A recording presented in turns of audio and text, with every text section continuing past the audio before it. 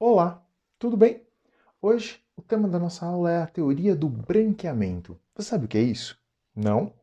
É uma coisa que você precisa saber, estudante. A gente pode analisar e escrever sobre a teoria do branqueamento em vários momentos da história do Brasil. Da onde ela surge?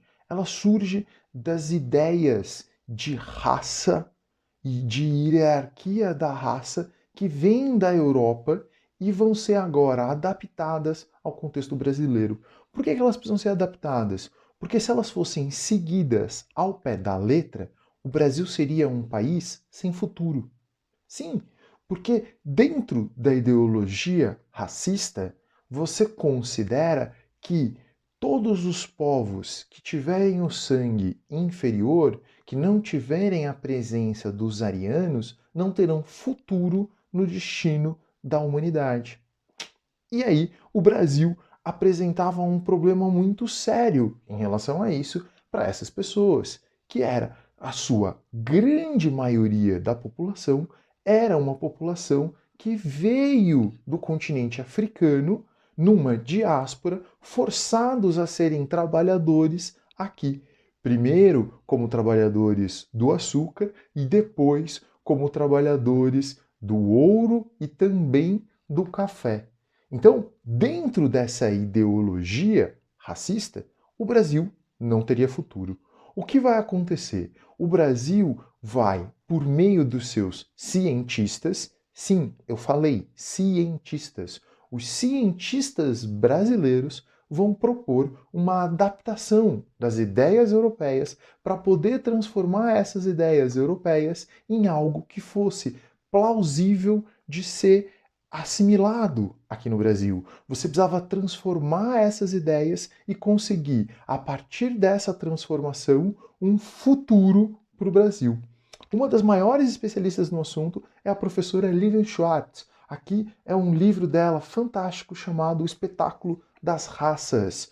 Você não sabe o que você está perdendo se você não segue a professora Lilian Schwartz. Ela faz aulas breves e fantásticas nas suas redes sociais.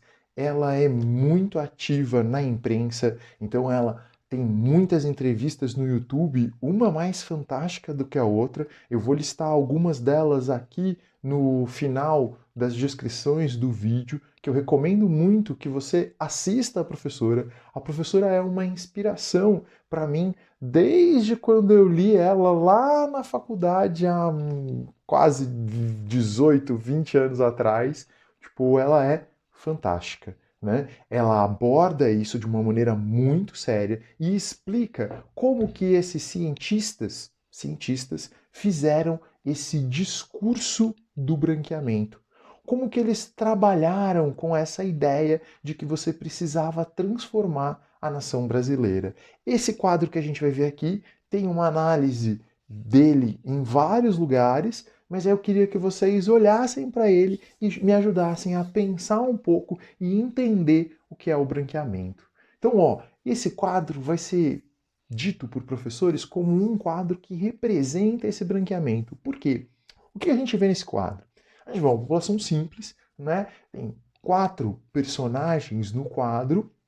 Se vocês prestarem atenção, são 3 gerações familiares diferentes. Você tem a avó, você tem o casal e você tem a criança de colo. Se você prestar atenção na coloração dessas pessoas, elas estão fazendo o que os cientistas diziam que iria acontecer no Brasil: o branqueamento. Por quê? Porque a geração mais velha é muito negra, a geração intermediária ela é o que a gente costuma chamar no Brasil de mulato, de mestiço, e olha o que acontece com a criança. A criança é branca. Essa é a teoria do branqueamento.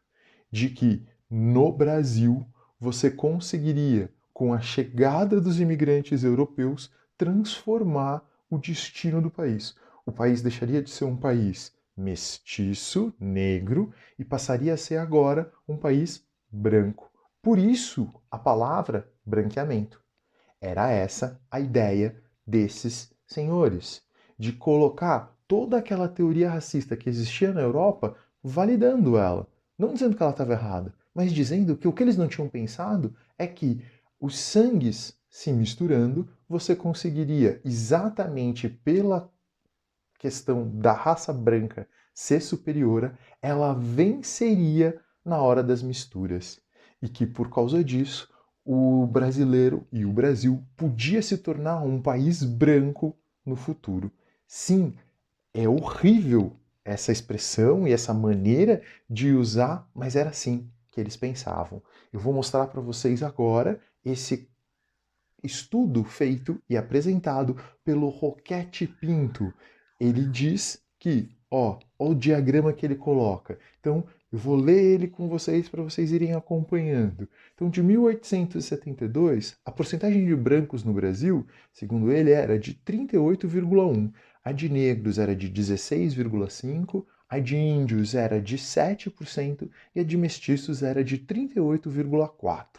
Aí ele diz, em 1890, 12 anos depois, você vai ter 44% de brancos, 12% de negros, 12% de índios e 32% de mestiços. Em 1912, aí ele faz uma projeção, ele vai dizer, você vai ter 50% de brancos, 9% de negros, 13% de índios e 28% de mestiços. E aí ele extrapola esse número para 100 anos. Então, segundo ele, em 2012, o Brasil teria 80% de brancos, 0% de negros, 17% de índios e apenas 3% de mestiços. Essa foi uma teoria apresentada num congresso científico pelo Roquete Pinto. Ou seja, essa teoria do branqueamento levada às últimas consequências de uma academia. Por quê? Porque as pessoas queriam muito acreditar nisso. Isso vai ser uma política de governo. Isso vai ser algo muito falado na sociedade brasileira. Quando a gente fala do racismo no Brasil, a gente tem que pensar nisso.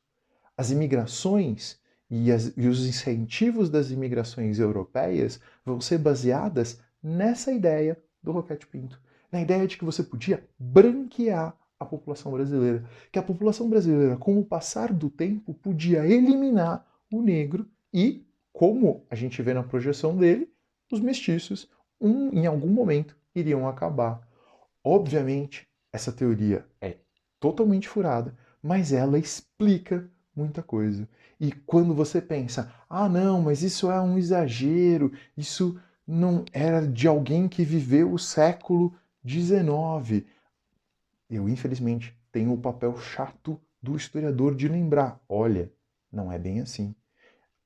Hitler, em plena Segunda Guerra Mundial, levou essa teoria racista em prática, de dizer que existia a possibilidade de você apurar uma raça. A ideia e a palavra eugenista vem exatamente desse período, dessa ideia de que você poderia selecionar os genes como você faz com flores, que você poderia escolher os melhores, porque os melhores trariam o desenvolvimento da humanidade. Então a gente tem que tomar muito cuidado com isso. Eu vou mostrar aqui para vocês 3 exemplos muito simples do quanto a gente tem essa questão do branqueamento muito presente. Então, o atual vice-presidente do Brasil, no dia 6 de outubro de 2018, ou seja, no dia da eleição para presidente no primeiro turno, disse o seguinte: meu neto é um cara bonito. É o branqueamento da raça. Ou seja, o vice-presidente acredita na teoria do branqueamento. E para ele, a coloração do neto dele é a prova de que bonito e branco são sinônimos. Né? Dele não se reconhecer como uma pessoa branca, mas ver no neto alguém branco. Assim como aquele quadro que eu mostrei para vocês sobre a redenção de Cã. Né? A mesma associação. A avó olhando para cima e agradecendo o fato do neto ter nascido branco. Né? Então, a imagem de novo do quadro, a fala do general Hamilton Mourão. Então, Isso chama muito a atenção de como essas coisas estão próximas. E a propaganda política do governo. Vamos lá? Essa propaganda é vinculada sobre o FIES. Olha o absurdo institucional que o governo brasileiro chegou a propagar o ano passado. Então você vê uma estudante, e aí quando ela é estudante, ela é negra. Quando ela sai formada da faculdade, ela é branca. A associação está diretamente aí implícita. Ou seja, quando você estuda, quem tem o direito ao acesso é aquele que vai se tornar branco. Você branqueou a pessoa. Né? E esse ano divulgou-se essa imagem como a imagem oficial do governo brasileiro. E olha só que coisa. Tá faltando um pouco de gente nessa imagem, né? Nessa imagem só aparecem crianças brancas. Por quê? Porque existem muitas pessoas que gostariam que o Brasil fosse um país onde o branqueamento fosse efetivamente uma verdade, fosse efetivamente uma realidade, né? Então, a teoria do branqueamento, ela tem a ver lá com o século XIX, mas infelizmente a permanência dela até os dias de hoje é enorme. Então, quando você for escrever uma redação, se você for fazer uma pesquisa, se você quiser discutir sobre a questão do preconceito, você tem que passar pelo estudo do branqueamento, por entender o quanto as questões de raça no Brasil passaram por essa ideia de que você poderia apagar esse histórico da raça negra, da etnia negra no Brasil. Né? A raça no sentido que eles acreditavam. Porque isso também é outra coisa. Não adianta a gente falar, a raça não existe. Então a gente só diz que raça não existe e resolve o problema. Não resolve. A gente tem que enfrentar o assunto claramente e utilizar os termos para que as pessoas entendam. Raça é um termo equivocado. Porém, os racistas usam esse termo para poder justificar seus atos, para poder justificar sua ideologia. E isso é muito equivocado. E nós, como estudantes de humanas, temos que protestar contra esse tipo de vinculação de ideias e de teorias. Tudo bem?